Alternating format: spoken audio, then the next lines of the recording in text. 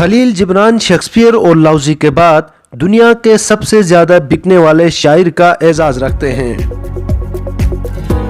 جبران کی سب سے مشہور کتاب پیغمبر ہے۔ اس کتاب میں انہوں نے شاعرانہ مضامین تحریر کیے۔ یہ کتاب بے حد متنازع بھی رہی، لیکن بعد میں یہ سب سے زیادہ پڑھی جانے والی کتاب بن گئی۔ کتاب پیغمبر 1923 میں شائع ہوئی تھی اور امریکہ میں اس کتاب کو 20ویں صدی کی سب سے زیادہ بکنے والی کتاب کا درجہ حاصل ہوا۔ اس کتاب میں انہوں نے اپنے اقوال میں زندگی کے ایسے پہلوؤں کی طرف توجہ دلائی ہے جو عام لوگوں کی نگاہوں سے اوجھل تھے۔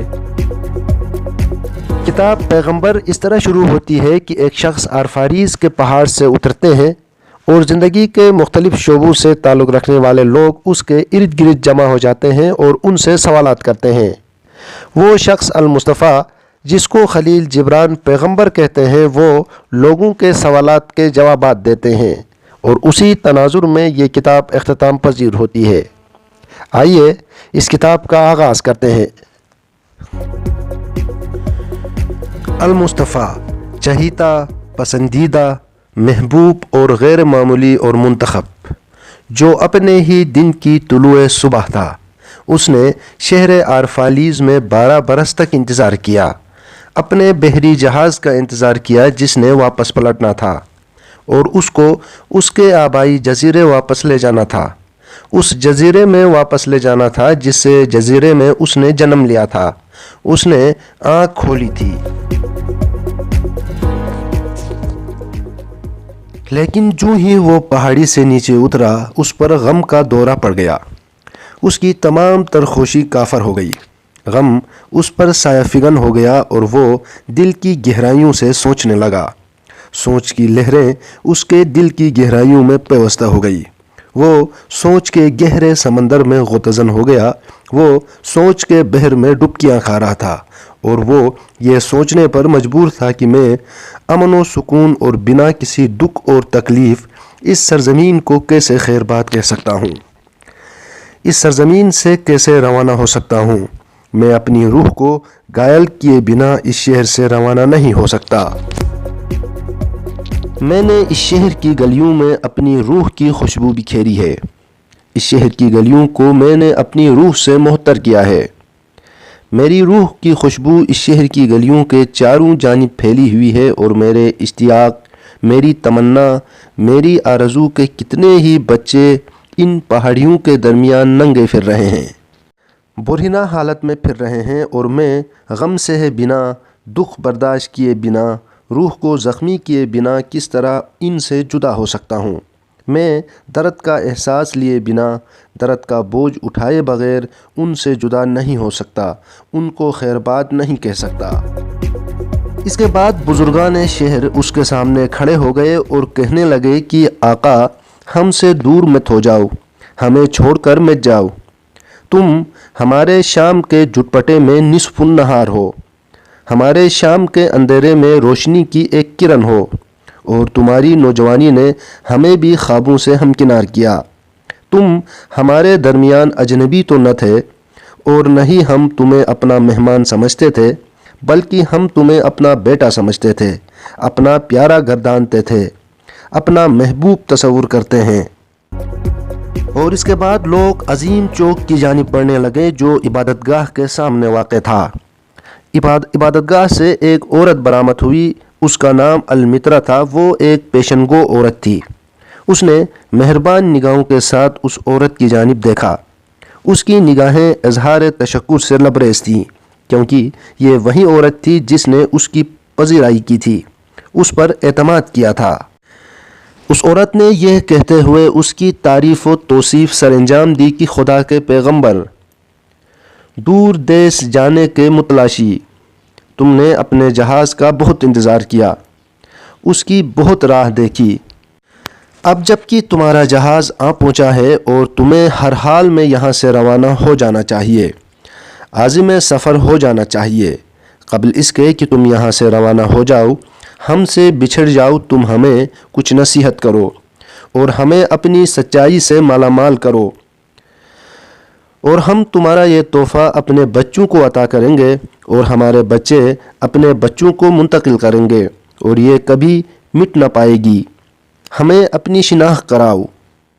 تب المطرا نے سوال کیا کہ ہم سے محبت کے بارے میں بات کرو، اور اس نے اپنا سر اوپر اٹھایا اور لوگوں پر ایک نگاہ ڈالی، اور لوگوں کے مجمع میں خاموشی کی لہر دوڑ گئی۔ لوگ بالکل خاموش ہو گئے اور اس کی جانب متوجہ ہو گئے، اور اس نے گرجدار آواز میں کہا کہ جب محبت تمہیں اشارہ کرے اس کا پیچھا کرو، اگرچہ اس کے راستے سخت اور کٹھن ہیں، اور جب وہ تم پر اپنے پر پھیلا دے تو فوراً اس کے پروں میں سما جاؤ، اگرچہ اس کے پروں میں چھپی تلوار تمہیں زخمی نہ کر دے، اور جب وہ تم سے ہم کلام ہو اس پر یقین کرو، اگرچہ اس کی آواز تمہارے خوابوں کو بکھیر کر ہی کیوں نہ رکھ دیں۔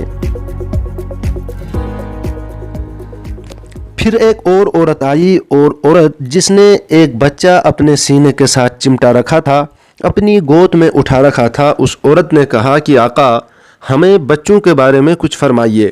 اور اس نے جواب دیا، تمہارے بچے حقیقت میں تمہارے بچے نہیں ہیں، وہ زندگی کے اشتیاق، تمنا، آرزو کے بیٹے بیٹیاں ہیں، اور اگرچہ وہ تمہارے پاس ہیں، تمہارے ساتھ ہیں، تمہارے ہمراہ ہیں، لیکن وہ تم سے متعلق نہیں ہیں۔ تم انہیں اپنی محبت سے تو نواز سکتے ہو، لیکن اپنی سوچ و افکار سے نہیں نواز سکتے، کیونکہ وہ اپنی ذاتی سوچ و افکار کے حامل ہیں۔ تم ان کے جسموں پر اپنا تسلط قائم کر سکتے ہو، مگر ان کی روحوں پر اپنا تسلط قائم نہیں کر سکتے۔ ان کی روحیں آنے والے کل کے گھر میں سکونت پذیر ہوتی ہیں، تم اس گھر کا معائنہ نہیں کر سکتے، حتیٰ کہ اپنے خواب میں بھی اس گھر میں نہیں جھانک سکتے۔ تم ان کی طرح بننے کی کوشش کر سکتے ہو، جدوجہد کر سکتے ہو، ان کے سانچے میں ڈھلنے کی کوشش کر سکتے ہو، لیکن ان کو اپنی طرح نہیں بنا سکتے، ان کو اپنے سانچے میں نہیں ڈھال سکتے۔ تم کمان ہو اور تمہارے بچے تیر ہیں، تم وہ کمان ہو جس میں تمہارے بچے زندہ تیروں کی طرح رکھ کر آگے کی جانب چلائے جاتے ہیں۔ دیکھنا یہ ہے کہ تیر کس کا دور تک مار کرتا ہے۔ اگرچہ وہ چلائے گئے تیر سے محبت کرتا ہے، لہٰذا وہ اس کمان سے بھی محبت کرتا ہے جو مستحکم ہو۔ اس کے بعد ایک نوجوان نے کہا کہ آقا، ہمیں دوستی کے بارے میں بتائیے۔ اس نے جواب میں کہا کہ تمہارا دوست تمہاری ضرورتوں کا جواب ہے، وہ تمہارا وہ کھیت ہے جس کی آبیاری تم محبت کے ساتھ کرتے ہو اور اظہار تشکر کی فصل کاٹتے ہو، اور وہ تمہارے کھانے کی چیز ہے، وہ تمہارا چولہا اور گھر بار ہے، تم اس کے پاس اپنی بھوک مٹانے کے لیے آتے ہو، اور تم حصول سکون کی خاطر اسے تلاش کرتے ہو۔ جب تمہارا دوست اظہار خیال کرتا ہے تو تمہیں اس کے خیالات رد کرنے کے خوف میں مبتلا نہیں ہونا چاہیے، اور نہ ہی اپنے اثباتی جواب کو روکنا چاہیے، اور جب وہ خاموش ہوتا ہے تو تمہارے دل کو اس کے دل کی سننے سے عاری نہیں ہونا چاہیے۔ دوستی میں بغیر کہے سنے ہی تمام تر سوچ و افکار، تمام تر خواہشات اور تمام تر توقعات جنم لیتی ہیں، اور ان میں ایک دوسرے کے ساتھ شراکت داری کی جاتی ہے اور بخوشی کی جاتی ہے۔ تم جب اپنے دوست سے جدا ہونے لگو تو غم مت کھاؤ، کیونکہ جس نے تم سے بے انتہا محبت کی ہے وہ اپنی غیر موجودگی میں بھی تم پر اس طرح واضح ہوگا جس طرح ایک کوہ پیما کو میدان سے ہی پہاڑ واضح طور پر دکھائی دینے لگ جاتا ہے۔ دوستی میں کوئی مفاد یا غرض پوشیدہ نہیں ہونی چاہیے، کیونکہ جو محبت کوئی غرض رکھتی ہو، کوئی مفاد رکھتی ہو، وہ محبت نہیں ہوتی۔ اپنے دوست کے لیے وہ کچھ پسند کرو جو تمہاری نظروں میں بہترین ہو۔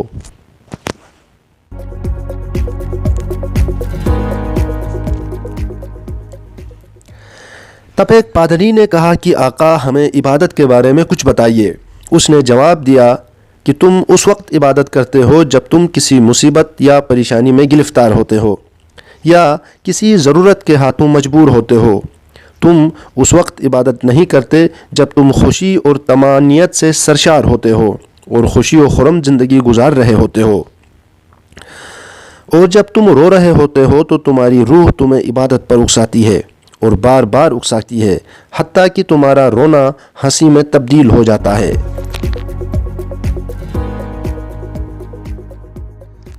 پھر ایک راہب اٹھا جو ایک برس میں ایک مرتبہ اس شہر کا دورہ کرتا تھا، سامنے آیا اور کہنے لگا، ہمیں خوشی اور مسرت کے بارے میں آقا کچھ بتائیے۔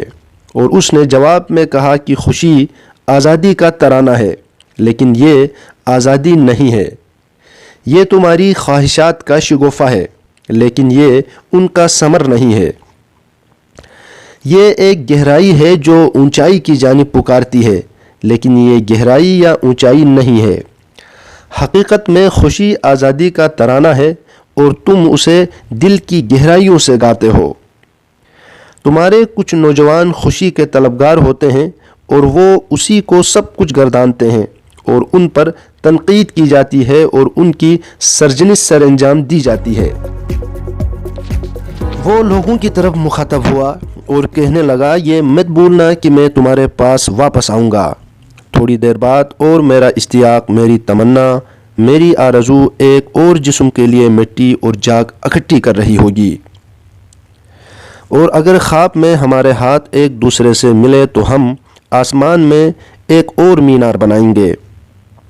یہ کہتے ہوئے اس نے ملاح کی طرف اشارہ کیا اور ملاحوں نے جہاز کا لنگر اٹھا دیا اور جہاز لنگر کی قید سے آزاد ہونے کے بعد مشرق کی جانب چل دیا۔ محض المطرہ خاموش تھی، وہ جہاز کو گور رہی تھی۔ وہ اس وقت تک جہاز کو گورتی رہی حتیٰ کہ وہ دھند میں غائب ہو گیا، اور جب تمام لوگ منتشر ہو گئے وہ اکیلی تن و تنہا سمندر کے کنارے پر کھڑی رہی اور اس کا قول دل میں دہرانے لگی کہ تھوڑی دیر بعد ہوا پر آرام کا ایک لمحہ اور ایک اور ماں مجھے جنم دے گی۔ کتاب یہاں پر ختم ہو رہی ہے۔